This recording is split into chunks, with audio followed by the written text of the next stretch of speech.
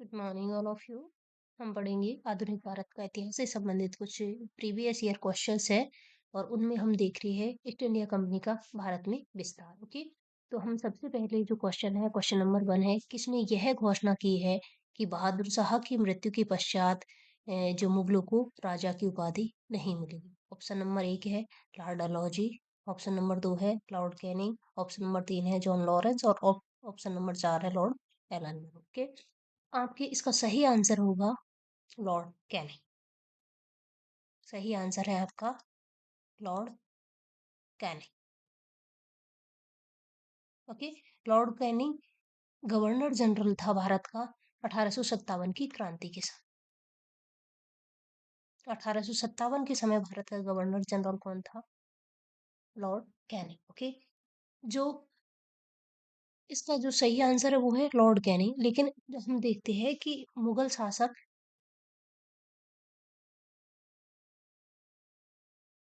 सर्वप्रथम जो अंग्रेजों के संरक्षण में आया था 1803 ईस्वी। सबसे पहले कब आया है अंग्रेजों के संरक्षण में? 1803 ईस्वी में। जो मुगल शासक है अंग्रेजों जो गवर्नर को कहता था प्रिय, अंग्रेजों को कहता था प्रियपुत्र और वफादार। प्रियपुत्र और वफादार नौकर कौन कहता था? मुगल शासक किन्हें कहता था? जो गवर्नर जनरल को। सबसे पहले संरक्षण में लिया है कब मुगल शासक को? 1803 ईस्वी में अंग्रेजों के द्वारा। सबसे पहला जो गवर्नर था कौन? M Hurst. इसने मुगल शासक से कहा था कि आपकी जो बादशाहत है वो नाम मात्र की है। मुगल शासक की बादशाहत नाम मात्र की है। ये किस गवर्नर जनरल ने कहा है? एमहर्स्ट के द्वारा। ओके, इसके अलावा जो लॉर्ड ऑकलैंड, एक और गवर्नर जनरल था जिसका नाम है लॉर्ड ऑकलैंड। ऑकलैंड ने क्या कहा है कि मुगल जो बादशाह है वो अपने अधिकार एवं दावे त्याग दे। किसने कहा है? ऑकलैंड के द्वारा। ऑकलैंड के द्वारा क्या कहा है कि मुगल बादशाह अपने अधिकार और जो दावे है, अपने जो हक है उन्हें छोड़ दे। इन्होंने नजर लेने, खिल्लत देने और दरबार लगाने पर रोक लगाई। मुगल शासक को दरबार लगाने पर रोक किसके द्वारा लगाई गई है? लॉर्ड ऑकलैंड के द्वारा। इसके अलावा इन्होंने जो दीवाने आम और दीवाने खास बंद किए। दीवाने आम और दीवाने खास भी बंद करवा दी है। किसने? लॉर्ड ऑकलैंड के द्वारा। अब हम देखते हैं कौन? लॉर्ड डलहौजी। डलहौजी ने क्या किया है? डलहौजी ने किया है कि जो लाल किला छोड़ने के लिए कहा है। लाल किला छोड़ने को कहा है किसने? लॉर्ड डलहौजी के। लॉर्ड डलहौजी ने कहा है कि मुगल शासक लाल किला छोड़ दे। इसके अलावा इन्होंने कहा है कि मुगल शासक बादशाह की उपाधि भी धारण नहीं करे।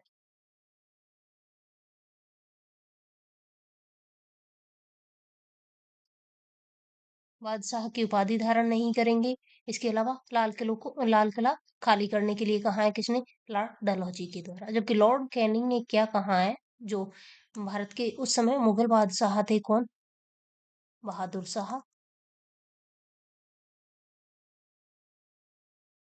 सेकंड, जिसे हम बहादुर शाह जफर के नाम से भी जानते हैं, जो 1857 की क्रांति का जिसने नेतृत्व किया था। ओके, इससे ये कहा था कि आप कि जो बहादुर शाह जफर के बाद के जो शासक है वो राजा की उपाधि धारण नहीं करें।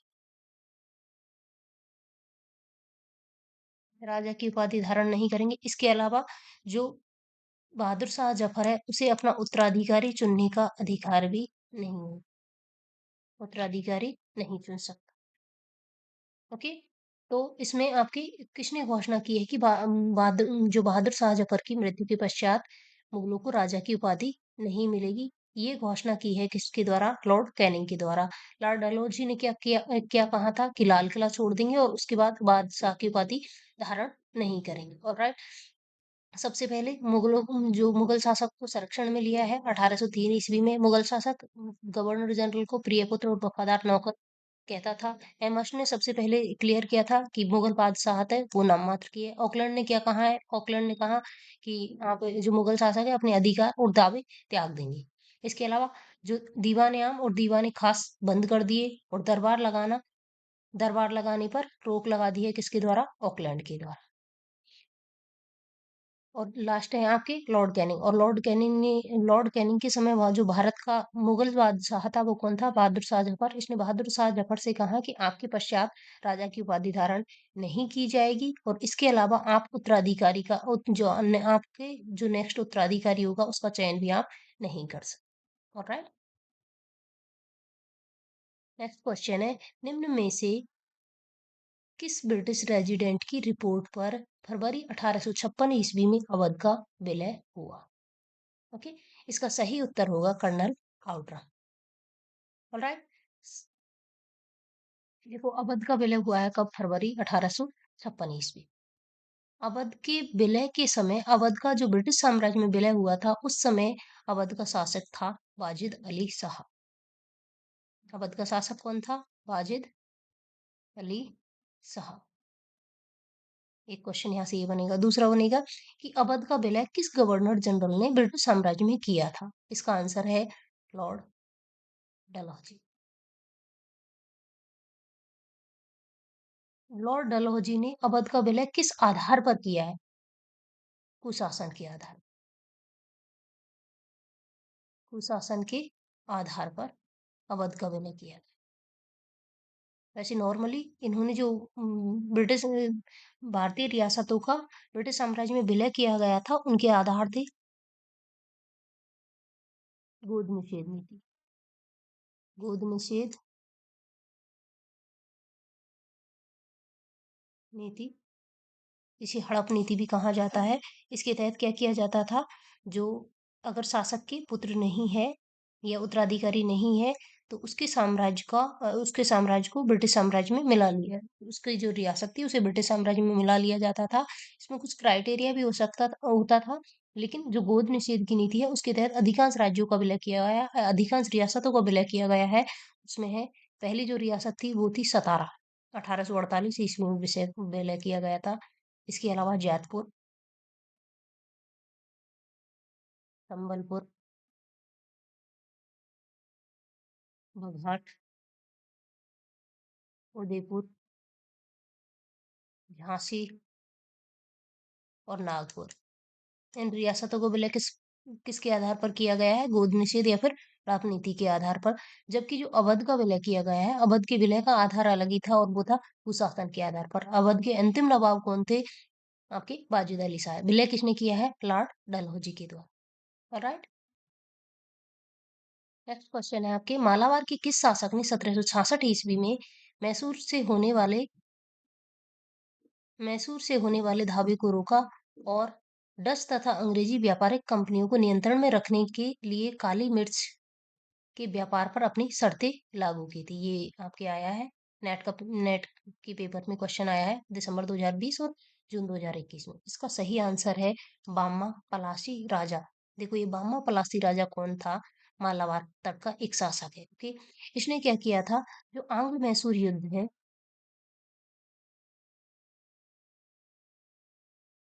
आंग्ल मैसूर युद्ध में अंग्रेजों का साथ दिया है। आंग्ल मैसूर युद्ध में किसका साथ दिया था? अंग्रेजों का। ओके, और इसके तहत इन्होंने एक संधि की थी अंग्रेजों से यह संधि की थी कि आप इसके बदले में मुझे कोट्टम की मालगुजारी एकत्र करने देंगे। कोट्टम की मालगुजारी एकत्र करने देंगे। किनके मध्य हुआ है ये समझौता? अंग्रेजों और जो बामा पलासी राजा के मध्य। अंत में क्या होता है? अंग्रेज इस वादे से मुकर जाते हैं, जिस कारण जो बामा पलासी राजा है उनके द्वारा विद्रोह कर दिया जाता है। बामा पलासी राजा ने विद्रोह कर दिया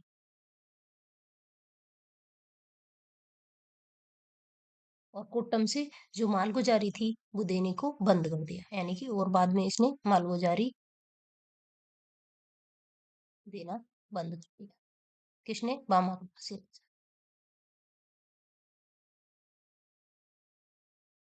ऑलराइट। नेक्स्ट क्वेश्चन है आपके, निम्नलिखित संधियों का कालक्रमानुसार निम्नलिखित संधियों को कालक्रमानुसार रखें। देखो ये बहुत अच्छा प्रश्न है। इसमें पहला है आपकी श्रीरंगपट्टनम की संधि, दूसरा है आपकी लाहौर की संधि, तीसरा है आपकी बसई जिसे हम बोलते हैं बशीर, इसे हम बसीन की संधि भी बोलते हैं, बशीन की संधि, और चौथा है इलाहाबाद व कड़ा की संधि। अब इन सबको हम डिटेल से देखेंगे। श्रीरंगपट्टनम की संधि होती है 1792 ईस्वी। किस किस के मध्य होती है? ये होती है मैसूर के शासक, और मैसूर का शासक कौन था? टीपू सुल्तान।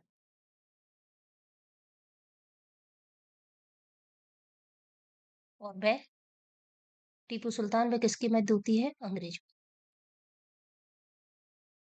श्रीरंगपट्टनम की संधि होती है किन किन के मध्य? टीपू सुल्तान, मैसूर का शासक टीपू सुल्तान और अंग्रेजों के मध्य। कब होती है? 1792 ईस्वी में। जो तृतीय ये होती है श्रीरंगपट्टनम की संधि होती है तृतीय आंग्ल मैसूर युद्ध के पश्चात। ओके। प्रथम आंग्ल मैसूर युद्ध के पश्चात होती है आपके मद्रास की संधि, द्वितीय आंग्ल मैसूर युद्ध के पश्चात होती है आपके मैंगलोर की संधि, और तृतीय आंग्ल मैसूर युद्ध के पश्चात संधि होती है कौन सी? श्रीरंगपट्टनम की संधि। दूसरा है आपके लाहौर की संधि। लाहौर की संधि होती है 1846, 1846 ईस्वी में। 1846 ईस्वी में जो लाहौर की संधि होती है किन किन के मध्य होती है? एक पक्ष है आपके अंग्रेजों के और सिखों के मध्य। अंग्रेज और सिखों के मध्य कौन सी संधि हो रही है? आपके लाहौर की संधि। नेक्स्ट संधि है आपकी बसईन की संधि या फिर बसई की संधि। ये होती है आपकी 31 दिसंबर 1802 ईस्वी। 31 दिसंबर 1802 ईस्वी में जो मराठा पेशवा और अंग्रेजों के मध्य, ये आपके द्वितीय द्वितीय आंग्ल मराठा युद्ध का कारण भी बना था। कौन सी संधि? बशेन की संधि, जिसे हम बसई की संधि भी बोलते हैं। अंग्रेजों और किन किन के मध्य हुई है? मराठा पेशवा के मध्य। नेक्स्ट जो संधि है वो है आपके इलाहाबाद व कड़ा की संधि। ये संधि होती है आपके बक्सर के युद्ध के पश्चात। और बक्सर का युद्ध होता है आपके 1764 ईस्वी। बक्सर का युद्ध होता है 1764 ईस्वी में, और जो इलाहाबाद या कड़ा की संधि होती है आपकी 1765 ईस्वी में। अगस्त 1765 ईस्वी को होती है। ये संधि हुई है किन किन के मध्य? यह संधि हुई है अवध, इसमें अवध का शासक है, इसके अलावा बंगाल का नवाब है। बक्सर के युद्ध में किस किसने पार्टिसिपेट किया है? और मुगल शासक। बक्सर के युद्ध में अवध का शासक, बंगाल का नवाब और मुगल शासक, जिसमें बंगाल का नवाब है सिराजुद्दौला, अवध का नवाब है सुजाउद्दीन, और मुगल शासक था यहाँ पर शाह आलम द्वितीय। शाह आलम द्वितीय। इन तीनों की संयुक्त सेना प्लस वर्सेस अंग्रेजों की में युद्ध होता है कौन सा? बक्सर का युद्ध। ओके। तो बक्सर के युद्ध में और जिसका परिणाम क्या निकलता है? अंग्रेज इसमें विजय होते हैं और ये पराजित हो जाते हैं। इसके पश्चात जो अवध के नवाब के साथ यहाँ पर संधि की जाती है वो की जाती है इलाहाबाद और कड़ा की संधि। ऑलराइट। और ये संधि की जाती है आपके 1765 ईस्वी। नेक्स्ट क्वेश्चन है आपकी, हड़प नीति के अंतर्गत नए हड़पा जाने वाला राज्य था। हड़प नीति के अंतर्गत नए हड़पा जाने वाला राज्य था। इसका सही आंसर होगा आपके अवध। अवध को हड़पा गया है लेकिन हड़प नीति के अंतर्गत नहीं हड़पा गया। हड़प नीति क्या थी? गोद निषेध नीति।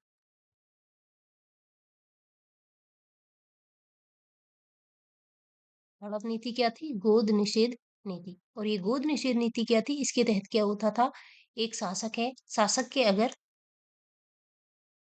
पुत्र नहीं होगा तो उसे किसमें, उसका विलय किसमें कर लिया जाएगा? ब्रिटिश साम्राज्य। राइट। जिसका विलय किसमें कर लिया जाएगा? ब्रिटिश साम्राज्य में। अवध का विलय किया गया है कब? 1856 ईस्वी में।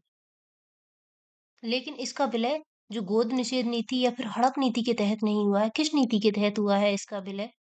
कुशासन। कुशासन का आरोप लगाकर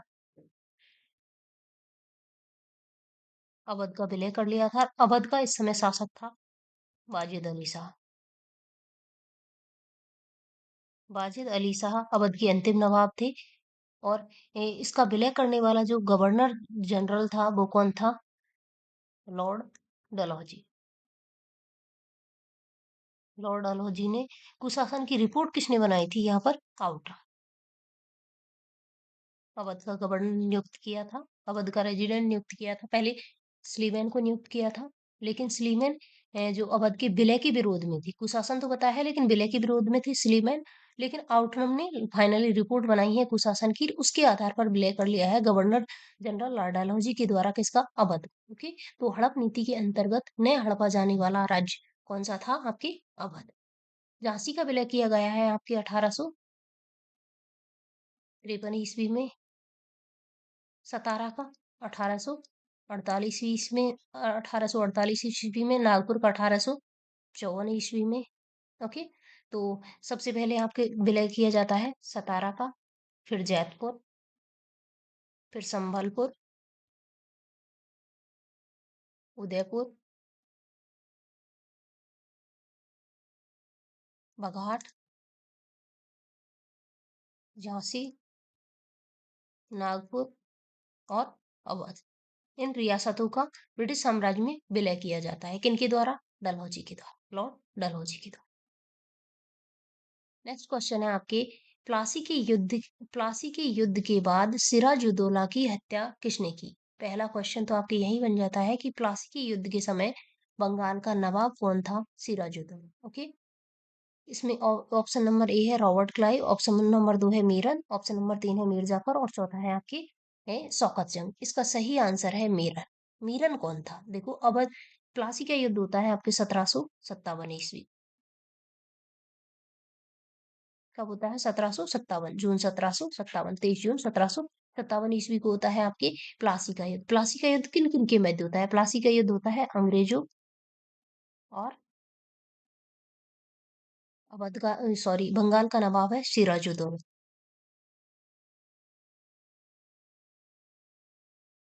अंग्रेजों और सिराजुद्दौला के मध्य होता है। इस युद्ध में क्या होता है? अंग्रेज इसमें जीतते हैं और सिराजुद्दौला की पराजय होती है। लेकिन इसके पीछे कुछ कारण थे। इसके पीछे कारण है सिराजुद्दौला का जो सेनापति है मीर जाफर। ये किसके ये इसको धोखा देता है। किसका? सिराजुद्दौला को विश्वासघात करता है और किसके साथ मिल जाता है? अंग्रेजों के साथ। युद्ध मैदान में मीर जाफर अंग्रेजों के साथ मिल जाता है, जिसके कारण प्लासी के युद्ध में सिराजुद्दौला की पराजय होती है और सिराजुद्दौला युद्ध मैदान से भाग जाता है। इसका पीछा करता है कौन? मीरन। और मीरन के द्वारा किस हत्या करती है? किनकी? सिराजुद्दौला। ओके, और प्लासी प्लासी के युद्ध के पश्चात जो नेक्स्ट युद्ध होता है वो कौन सा होता है? बक्सर का युद्ध। ये भी आपके बंगाल और अंग्रेजों के मध्य होता है। बक्सर का युद्ध होता है 1764 ईस्वी।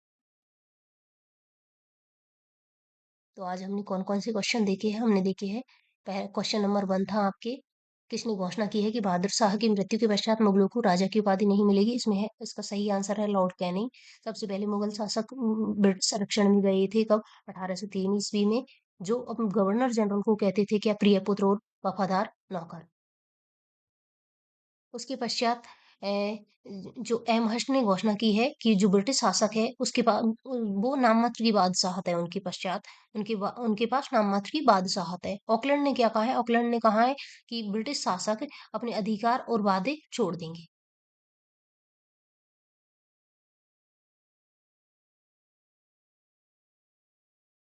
तथा जो दीवाने आम और दीवाने खास है उन उनको जो दरबार लगाना उन पर प्रतिबंध लगा दिया है। बहादुर देखते हैं कि जो लॉर्ड डलहौजी ने क्या किया है? लॉर्ड डलहौजी ने ये कहा है कि लाल किला छोड़ने की आदेश दे दिया है। किसने? लॉर्ड डलहौजी के द्वारा। और उस ये कहा है कि बादशाह की उपाधि, इसके पश्चात बादशाह की उपाधि धारण नहीं करेंगे। और अंतिम है आपके लॉर्ड कैनिंग, और लॉर्ड कैनिंग ने ये कहा है कि जो अंतिम बादशाह होगा कौन? अंतिम राजा की उपाधि धारण किसने की है? बहादुर शाह ने। इसके पश्चात के जो भी राजा होंगे वो राजा की उपाधि धारण नहीं करेंगे और ना ही ये अपने उत्तराधिकारी चुन सकते। नेक्स्ट है आपके नेक्स्ट क्वेश्चन है, किस ब्रिटिश रेजिडेंट की रिपोर्ट पर फरवरी 1856 में अवध का विलय हुआ? अवध का विलय हुआ है किनकी रिपोर्ट पर? Colonel Outram. इससे पहले रिपोर्ट दी थी किसके द्वारा? स्लीवन। स्लीवन ने भी कहा था कि अवध में कुशासन है, लेकिन इसके आधार पर हम अवध का विलय नहीं कर सकते। और फाइनली किसको नियुक्त किया था वहां पर रेजिडेंट के रूप में? Colonel Outram. अवध का अंतिम शासक था कौन? बाजिद अली शाह अवध का अंतिम नवाब था। इसका विलय किसने किया है? लॉर्ड डलहौजी ने। किसके आधार पर किया है? कुशासन के आधार पर, गोद निषेध नीति के आधार पर नहीं किया था। गोद निषेध नीति के आधार पर जो जिनका विलय किया है उनमें है सतारा, जैतपुर, संबलपुर, आघाट, सॉरी, बघाट, उदयपुर, झांसी और नागपुर। ओके, नेक्स्ट क्वेश्चन है आपके, मालाबार के किस शासक ने 1766 में मैसूर से होने वाले धाबे को रोका रोका था और डच और अंग्रेजी व्यापारिक कंपनी को नियंत्रण में रखने के लिए काली मिर्च के व्यापार पर अपनी शर्तें लागू की थी? और इसका सही आंसर है बामा पलासी राजा। नेक्स्ट है आपके, जो संधिया है, कुछ एक संधिया है जिसमें श्रीरंगपट्टनम की संधि 1792 ईस्वी, लाहौर की संधि 1846 ईस्वी, वसई की संधि 1802 ईस्वी, इलाहाबाद में कड़ा की संधि है आपके आपके 1765 ईस्वी। तो इसका सही आंसर होगा, देखो, सबसे पहले है आपके 1765 है, 68 नहीं है। फोर पहले नंबर पे आएगा आपके फोर, उसके पश्चात होगा आपके वन, पहले पे फोर, फिर दूसरे पे वन, मतलब इलाहाबाद की संधि, श्रीरंगपट्टनम की संधि। फोर वन, फोर वन, आपका होगा आंसर नंबर तीन। ओके, श्रीरंगपट्टनम की 1792 है, लाहौर की संधि होती है 1846 ईस्वी में, और बसिंग की संधि होती है आपकी 1802 ईस्वी। अंतिम होगी आपकी लाहौर की संधि। नेक्स्ट क्वेश्चन है, हड़प नीति के अंतर्गत नए हड़पे जाने वाला राज्य कौन सा था? तो इसका सही आंसर होगा अवध। ओके, क्योंकि हड़प नीति के अंतर्गत किस किस को हड़पा गया है? आपकी सतारा, जैतपुर, संभलपुर, उदयपुर, बघाट, झांसी, नागपुर और अंतिम है अवध। अवध को हड़प नीति के तहत नहीं विलय किया गया था, अवध का विलय किया गया है किसके आधार पर? कुशासन के आधार पर। अवध का अंतिम शासक है कौन? बाजिद अली शाह। और अवध को विलय करने वाला जो गवर्नर जनरल था वो कौन था? लॉर्ड डलहौजी। और अंतिम आपके क्वेश्चन है, प्लासी के युद्ध के पश्चात सिराजुद्दौला की हत्या किसने की? और इसका सही आंसर होगा मीरन। प्लासी का युद्ध कब हुआ है? जून 1757 ईस्वी। ओके, और आपके बक्सर का युद्ध हुआ है 1764 ईस्वी में। इस समय अंग्रेजों का पक्ष किसने लिया है? मीरजाफर। मीरजाफर किसका सेनापति था? सिराजुद्दौला का। लेकिन इसने विश्वासघात किया है, अंग्रेजों के साथ मिल गए। Thank you.